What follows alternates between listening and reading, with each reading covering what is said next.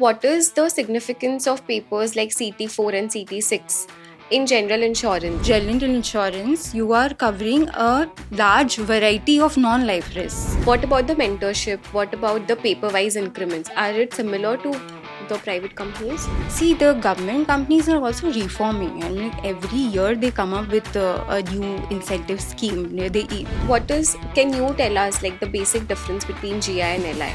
Another important factor is being consistent in your approach. And since we are using AI a lot, I agree, AI is a very powerful tool. so did you face any problems that way, and how were you able to manage? The whole goal is like not to give up, keep going at it, because ultimately one day or the other it will be in your grip.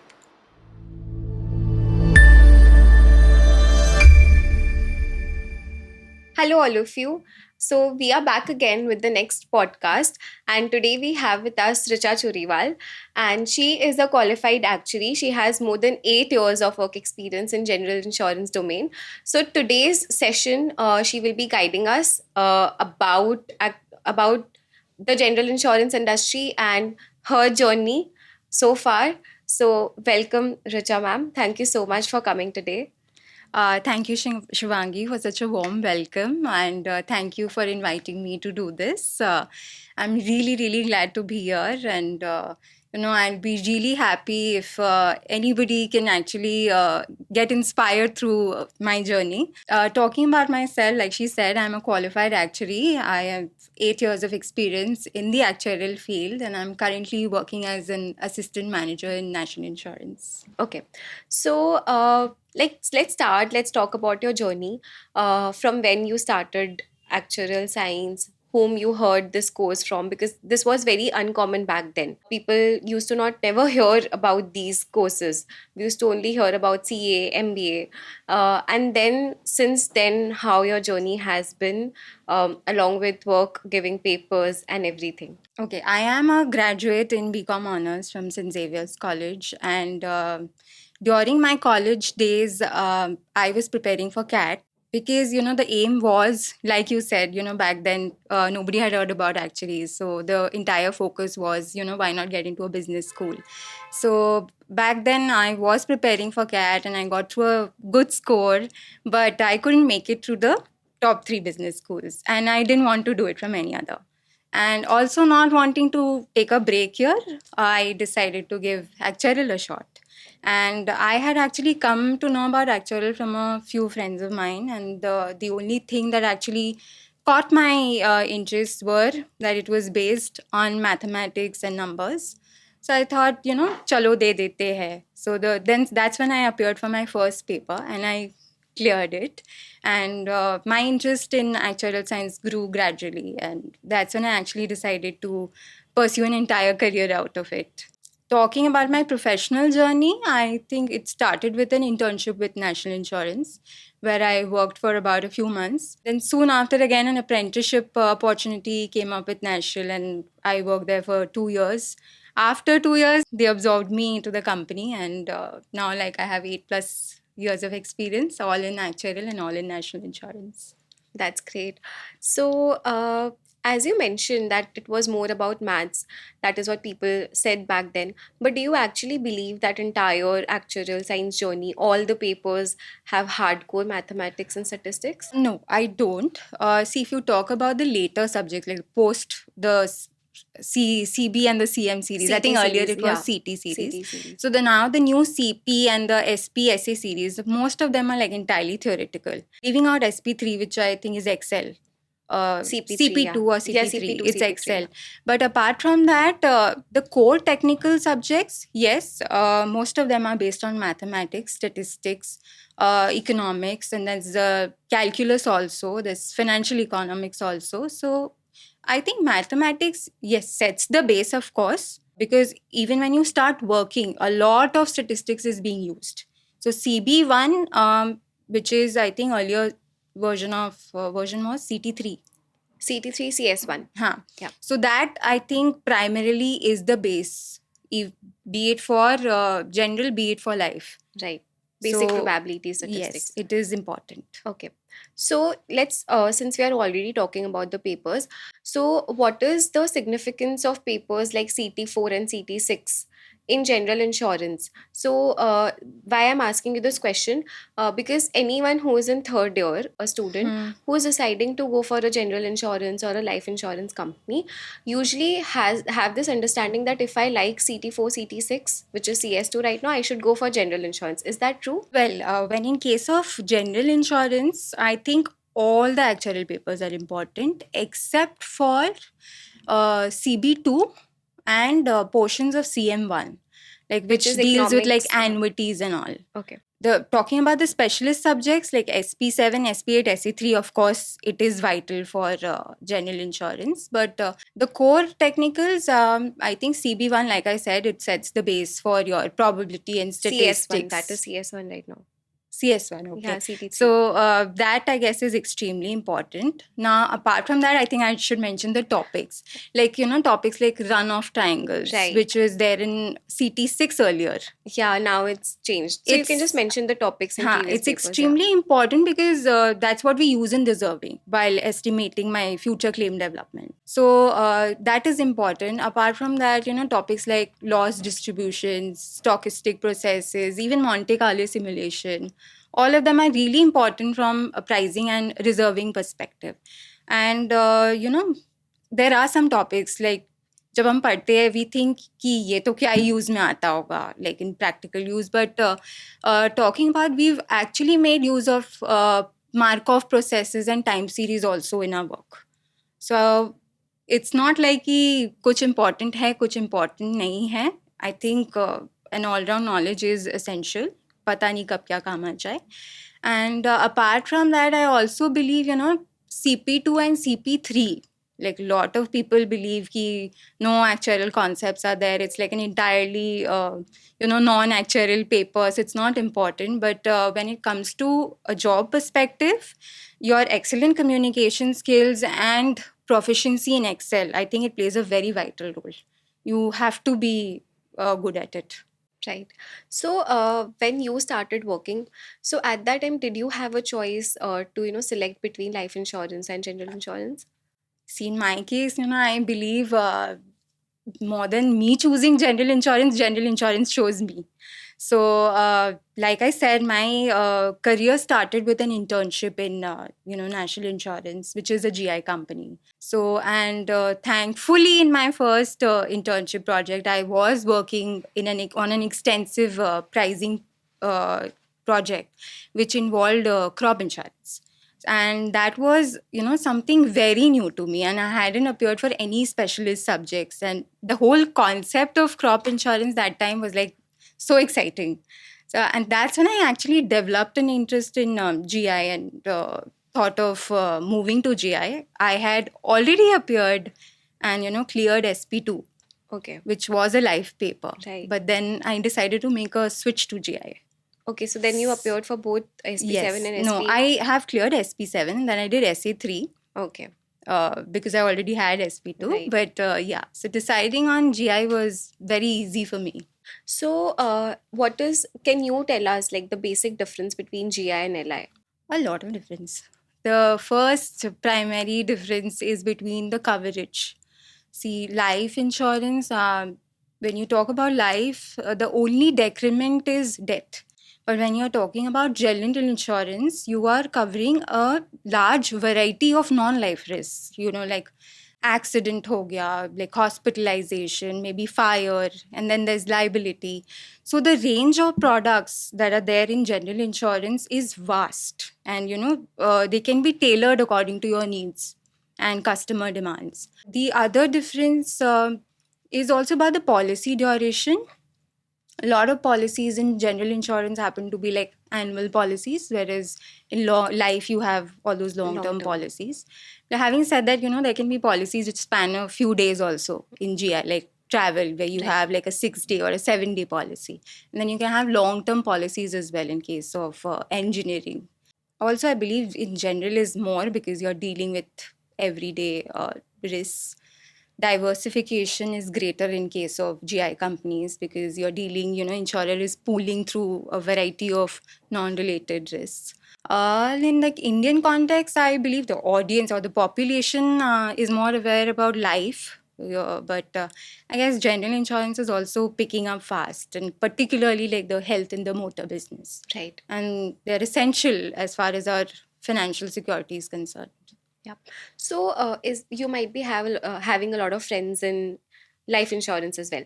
So, is it that your life is more exciting since you're working in general insurance and their life is not very exciting? Is there something like that? Because nowadays, when students are having a lot of opportunities from different companies, Hmm. once they are starting for interview and everything, so they usually ask this question that should I go for GI or LI? And obviously not on the basis of the differences as mentioned, but Hmm. on only on the basis where we can see the growth Hmm. in future, which is more exciting. Hmm. So how can you differentiate on these See, subjective I have parameters? actually also come across a lot of these questions, when interns in our office or when freshers come and ask us, oh, which field should I choose? Should I go for GI or should I go for life insurance?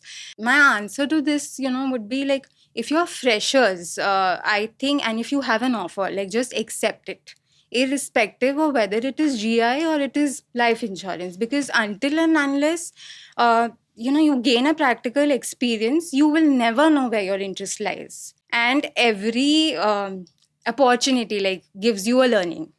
So and in case if it is your first job, I would say do not be picky, just accept it, because there are a lot many people who will, be willingly accepting the offer. So just don't let go.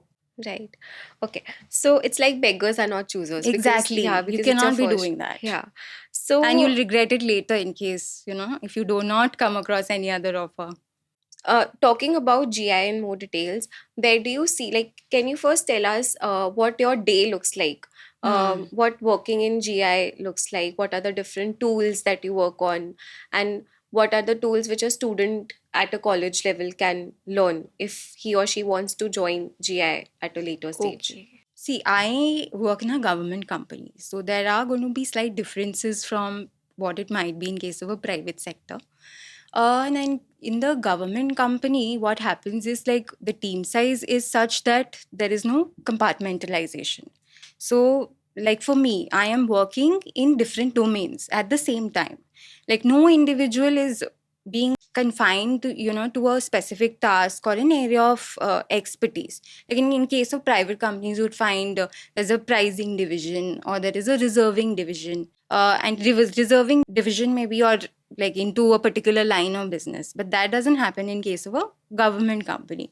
So there's very versatile learning and there's lot of exposure to different aspects of business, both in the actuarial and in the finance field. So if you talk about my day, I mean, one day you can actually see me working on, say, data analytics, where like I'm working on huge sets of data, trying to, derive insights and see where I can target my business further. And the other day, you can actually see me pricing insurance products. Similarly, reserving, which is setting aside amounts for meeting your future liabilities, or maybe, regulatory compliance. Then there is business modeling, you're making future forecasts based on certain set of assumptions. Reinsurance is another area where we work with, when you analyze the data and you structure a deal to basically transfer the risk to another company. And I feel the avenues are actually growing fast for actuaries because, you know, there's been this introduction of risk based capital, which is a huge task in itself. And you're categorizing and, kind of also giving a value to the different risks. Then there has been introduction of IFRS, where you have to make sure that your financials comply with international accounting standards. So I think in case of me, I have been working on a variety of tasks. It's a very good exposure, which has helped me in my personal growth and given a very well-rounded skill set. So where do you see GI? Like you have already mentioned a lot of new things coming up, but where do you see the GI industry as a whole going in next 5 years? And since we are using AI a lot, artificial intelligence. So are you also using it, and will that anyway transform the way of work? See, in terms of where I see GI growing, I think there have been statements by IRDA where they've been pushing, been suggesting that a lot of insurance companies come up because they feel that the existing ones are not enough to service the increasing population. So I do see a lot of growth in general insurance. And coming back to I agree AI is a very powerful tool. And AI can actually automate a lot of actuarial processes and can enhance our abilities. But my actual question is whether AI is foolproof, as in, whether you can rely on it blindly. Now, I have a story regarding this. Just the other day, I was doing an analysis on motor business, where I had done the analysis on regional office basis, and I had to do the analysis on a state level. So I had to reclassify my regional offices into state. And my obvious choice was to make use of ChatGPT. Like, why not input my data and then get the states because it'll be quicker. So every time I input my data into ChatGPT, it kept giving me different answers. Like in case this was specifically to Chandigarh Aru, which is a union territory. So it should have been identified separately. But once it suggested Haryana, once it suggested Punjab.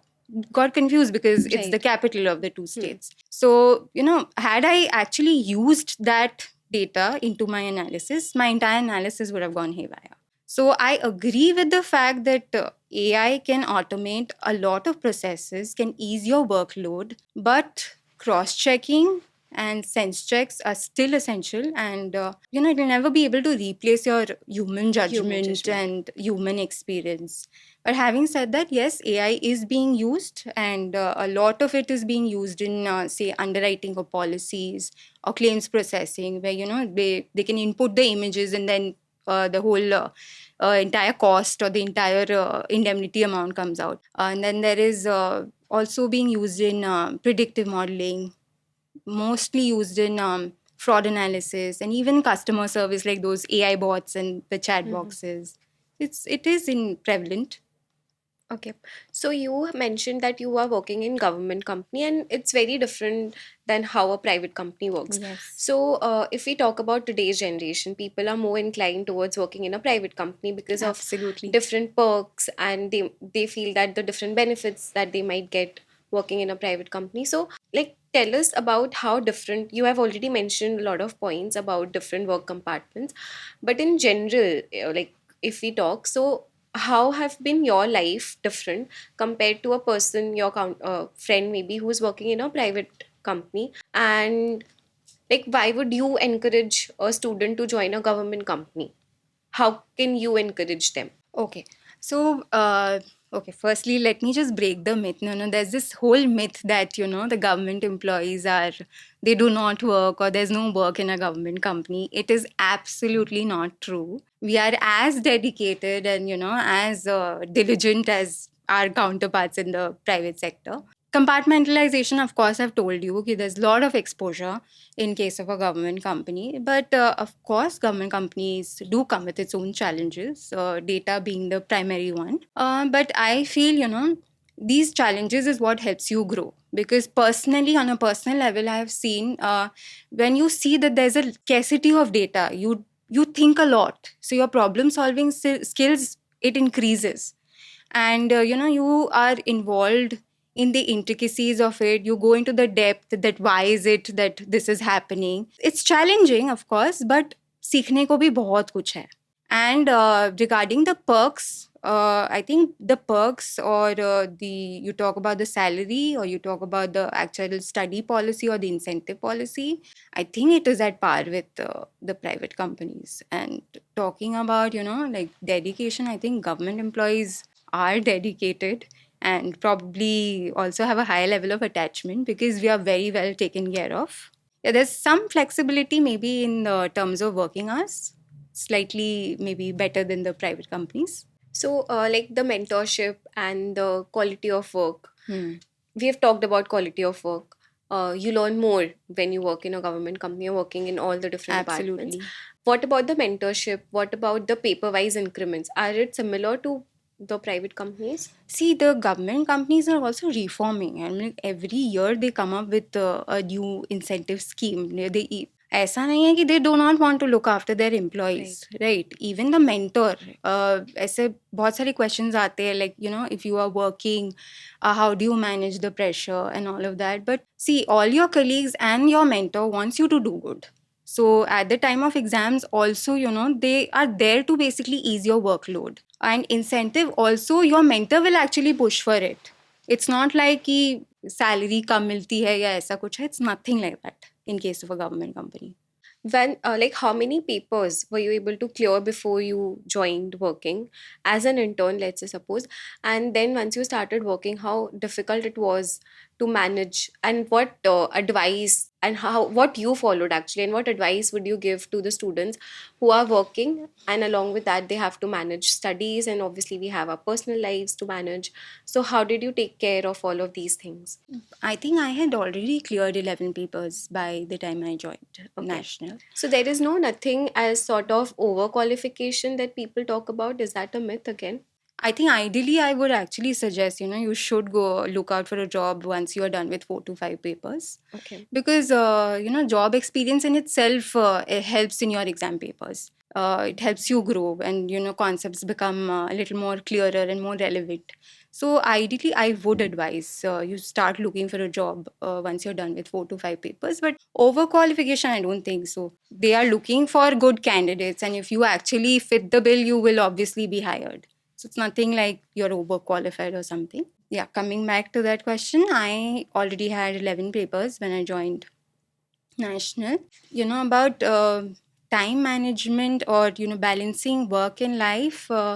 See, for me, it has always been about the right balancing and, staying committed to my goals. How I went about it was I used to basically set out different time slots for my personal life, for my work, and for my studies. I used to basically try and give at least 2 hours on a working day and try and compensate the rest over the weekend. And I also believe the fact that you cannot overwhelm yourself with the entire syllabus in one go. So it is always better you break the study material into smaller portions, because that makes it more manageable, also makes it more efficient, because you're dealing with smaller portions and then you go deeper into it, you have a better understanding of the topic. So set targets, prioritize your goals, set different timelines, I believe. And you've actually set a timeline, just stick to it. Do not avoid pile up. Especially for people, who are working, it is very easy to put off studying after a hard day at work. But, just stick to your plan. Do not go into that zone ki aaj hum thak gaye and I will not do it. So please continue with it. Also, I think another important factor is being consistent in your approach. Like personally, this is a learning experience. I am someone who's had to miss a lot of diets, like, due to personal reasons. So the whole process of, readjusting or getting back to the whole study routine post a break is extremely challenging, and more so because you have to handle work and you have to handle your personal life. So this whole readjusting thing was extremely difficult for me. So my only advice actually would be, be consistent. Do not skip your diets. Do not be afraid of failure. Like, even if you feel ki exam pass nahi honge, I think just go and sit for it, because if you do not appear for it, you failed anyways. So let's just go and sit for it. You like we've talked about a lot of things.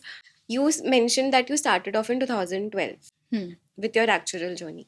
So, did you face any problems while studying? Because back then there were not a lot of resources available. So, did you face any problems that way, and how were you able to manage them on your own, or maybe talking to friends? Hmm. And did you take any coaching for some particular papers? Did it help you in a way? So back then, we did not have actuators, of Right. course.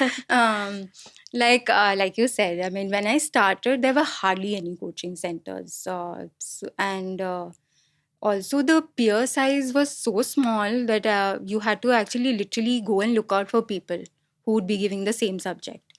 So it has been difficult, of course. I did not take any coaching. I have been doing this on my own. And of course, I've had struggles. There have been papers that have tested my nerves, especially CT8. I think I actually cleared it on my fourth or fifth attempt. So, but the whole goal is like not to give up, keep going at it, because ultimately, one day or the other, it will be in your grip. Let's talk about you getting AR1 in SA3, how it was and how you felt actually getting All India Rank 1. And also, just, how a student Hmm. who's always been not very like top notch, maybe we Hmm, can hmm, hmm, consider average student top 10 में आता है, good at studies, hmm. consistent, तो उसको क्या आप tips दोगे so that maybe if someone is aiming to look like, क्योंकि passing is mostly the aim in the Hmm, actual hmm, papers, hmm, hmm. not many of us have this aim that I want to get a AR1, but if someone actually wants to, then what are the points they should follow? Firstly तो AR1 मेरे लिए भी एक surprise था. I again there's a story. Like the results were supposed to come out on January 30th, and waited till 12, but it didn't come out. It came out on January 31st, early morning, at around 2. And I had seen that there's a text from IE at around 4. But the moment I saw it, I went back to sleep again. Yeah, I didn't want to see the result because I wasn't, very confident when I gave the paper. But of course, there was a beautiful surprise in the morning and very overwhelming feeling because you feel extremely proud of yourself at that moment. SA3 has been actually a surprise for me because all my life I think I have been a very average student. Like I used to study only when it was absolutely necessary, so I've only studied for say my boards or my final graduations, final semesters. So it was a surprise. Now talking about an average student, I think you do not have to be a genius to clear the papers. You just have to be persistent, very very consistent, and of course hardworking. So if you're someone who feels a little shaky about whether you will be able to make it or not, I feel start by building a good foundation, especially in for those in school. I would say start by focusing on finance, statistics, and economics, and obviously talk to a lot of people. Networking I believe is important because then you get an idea of what is going on, whether the subjects will interest you or not. Again, like you said, now too there are so many online classes, there are coaching centers who are able to guide you better. There are a lot of resources in terms of study material as well. You have these again flashcards and case studies, assignments that can help you prepare better. You have been always working in Kolkata, and as you mentioned, they were due to some personal reasons, you were not able to move out of the city. Yes. So, same things happen. I think same situation happens to some of the students who are not able to move out of their cities. And Mm. let's talk about Kolkata itself, not move out of the Kolkata. So, how they can try to get an online work from home job? Is that possible? How many companies are doing that? And where do you see Kolkata going in terms of actuarial science jobs? See, I agree with the fact that there have been challenges when it comes to getting jobs in Calcutta, but I see growth here. As in, a lot of consultancies have actually started hiring here locally, like be it EY or be it PwC. I think KPMG is also doing that. Also, with the whole hybrid and the remote working model, a lot of people can get a job while being at home. So I think online remote working, AXA does, Chubb also. Probably they ask you to come over for 6 months, but later they do allow you to work remote working. Also, I guess there's Aon also that offers you remote working. Aegon Life also does. There must be a couple of other companies as well that offers you remote working. Also, you know, I think when you start working and when they see your skill set, like you work there for about 6 months, and then if you ask, and you've actually satisfied all their criteria, they might as well give you remote working. But yes, I'm hopeful that there'll be more opportunities here as well. Okay. So, what would you advise a third year or a fourth year student who is looking for a like a fresher role, fresher job? What skill set? Like 4, 5 papers are Hmm. cleared, but what Absolutely. skill set they should have in terms of not only technical skills but also soft skills, Hmm. so that they can get a good job. Like you said, I think in addition to your technical skills, you have to build on your software and soft skills. So when it comes to say software, I think in case of GI, the most used or the most prevalent tool would be MS Office. I believe you have to be proficient in MS Excel because you tend to work raw, and in case unlike other tools, there are no inbuilt functions in MS Excel for everything. So like if you're working say using any of those proprietary models, most of them will throw the outputs. So you do not know what's happening. Everything's happening in the back end. Processes कैसे चल रहे हैं उसका कोई idea ही नहीं है. But when you're using Excel, a lot of work is done manually. So you grasp better. So, of course, MS Excel, I think it is important. You need to know MS Excel. Apart from that, of course, there are these programming languages, R programming, which to IAI is also even introduced Yeah, in the they've. course material.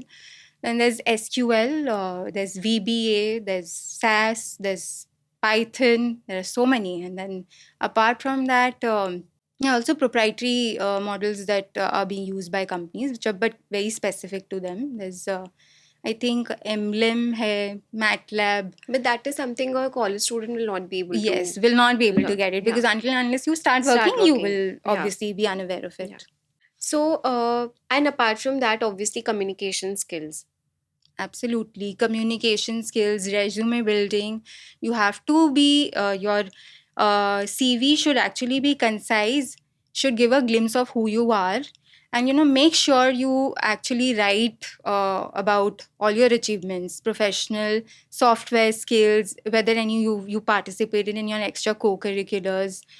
But keep it concise. Like, do not keep it of, length of 2 or 3 pages. So, since you have got All India Rank 1 in SA3, I think you are the best one to tell us how to approach this paper. I've seen a lot of friends clearing SA3 in their third, fourth, fifth attempt, Mhm. specifically from IEI as well. So, how to approach the SA3 paper and then how to also tackle SA3 from IEI specifically. Okay, I think my answer is going to be very specific to IAI. See, the two most common misconceptions relating to SA3 is, that you don't have to go through the study material first. A lot of people have actually said कि study material से तो कुछ आता ही नहीं है तो पढ़ने का क्या मतलब. Secondly, that IAI does not give enough material or they do not specify what you need to know. And a lot of questions are outside the syllabus. See, the answer to both, I think first question, study material is important. You have to go through the study material. I agree कि it's an acted material, so there might be a few chapters which are very UK specific, like Lloyd's ho gaya, या maybe UK taxation. Of course, that are not relevant for SC3, but you have to make sure you are aware about the Indian equivalents of it. Like make sure you know about Indian taxation when it pertains to like general insurance. So study material, try and focus on chapters that might be more relevant to SC3 from IAI. Material wise, I think you have to also have a reading of SP7 and SP8 because it sets a base for SA3. Also helps in idea generation. And in case if you haven't done SP7, SP8, I feel give all of them together because a lot of chapters are common. So it helps. All the three together. All the three together. Is that manageable? I think it is because SP7, SP8, the first 8 to 9 chapters are absolutely identical.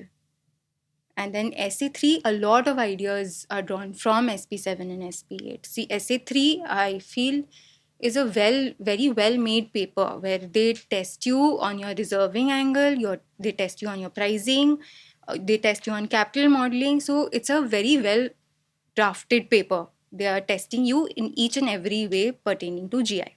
So study material is important. Apart from that, when you talk about the IAI does not specify what to study, that's not true. IAI gives you specifics about the regulations you need to know when it comes to SA3 or whether it comes to any specialist subject. You have to be aware of all the regulations. Because when I was preparing, I've actually come across direct questions on these regulations, and even if you're not asked directly, they want you to make reference to these regulations while answering them. I remember in my paper there was this question about risk margin. So I had made a reference to IFRS, I had made a reference to RBC, I had made a reference to economic capital as well. So all of these regulations cover risk margin. So regulations is important. You need to also be aware about the actuarial practice standards, which is again very easily available on the IAI website. Uh, Go through all the past question papers, because and try to actually attempt them also, in case if there's time scarcity and you cannot like take out 3 hours and do it like in a full exam setting. Make sure you review the answers, because it gives you an idea about the basically the quality and the depth of answers or the responses they're expecting out of you. Also, I made sure to go through all the UK exam question papers also, because it just expands your thinking capability. So I went through UK exam question papers as well. um, Rest, I think you also have to be aware about the industry developments, the recent industry developments. Make sure you know about, whether any innovative products have been launched, or whether there has been any change in regulation and how it is going to say impact your pricing, your reserving, and or any other angle pertaining to business. So you have to be aware of all of that. The A good source, if you ask me for this, is all these II magazines is a good source. There are other insurance magazines, and then probably spending some time on LinkedIn. If you can take out like 5-10 minutes and spend it on LinkedIn, there are many professionals who give regular updates about industry developments. Make sure you go about that, and you get a variety of responses on LinkedIn. So that helps in a lot of idea generation. Also, I was working when I gave SA3. So, for working individuals specifically, and if you're working in a restricted domain, like what I mean is if you're working only in pricing and you have no idea about reserving, go and talk to people who work in reserving. That helps a lot. You become aware of what's going on, whether there are any developments. अगर लोग हैं जो same paper दे रहे हैं तो continuously discuss, make appropriate use of the time you get in office as well. And preparation ke liye, I would say, break the entire study material into smaller chunks. Set a deadline for yourself. Like if you've set a deadline ki, by this date I'm going to cover my study material, stick to it. Consistency is extremely important in case of this.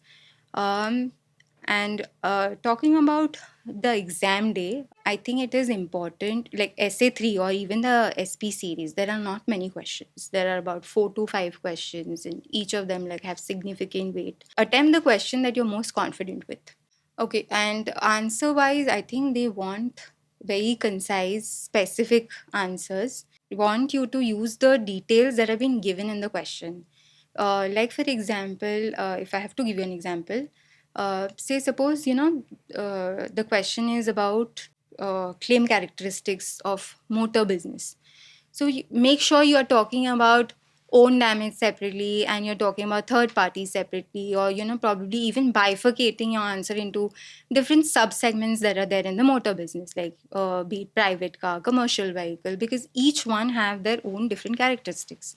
So very generic answers will not be sufficient for SA3.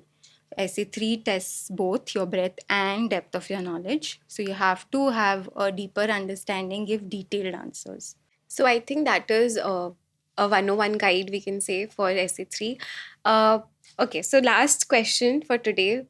Did anything change once you qualified in terms of both work and personal life? Okay. Did anything change? I think personal life, of course, there's a lot of free time now and scope for personal development, recreation. When it comes to, my professional life, I think what changes is people's perception of you. So suddenly there are a lot of people who are looking up to you, and you also have that sense of responsibility. See, work allocation wise, there wasn't much change for me because I was already handling a variety of tasks. So, work wise, the only change I see in myself is that I've become more responsible, I've become a little more cautious, that now I cannot afford to do mistakes. So, also professionally, I have started to look out for like new avenues in terms of work, read more research material and see how I can actually refine my work. Also, other changes, of course, there have been increase in salary and perks. That has been the sweetest part. Okay. So thank you so much, Richa, for uh, coming here, sharing your journey with us because it was very insightful and also to know about general insurance in more details from the horse's mouth. Thank you so much and hope to see you soon in our next podcast. Thank you, Shivangee, for having me here. And, lastly, I'd just like to say you people are doing a commendable job in, directing and motivating the students. Because back in time, when I was appearing for papers, there weren't any coaching classes and hardly any people appearing for it. So I think you guys are absolutely doing an amazing job guiding students, and also I think providing a platform, for them to actually communicate and grow together. A lot of students in their exam time, they get stressed. So you guys actually are doing a fab Thank you job. so much. Thank you.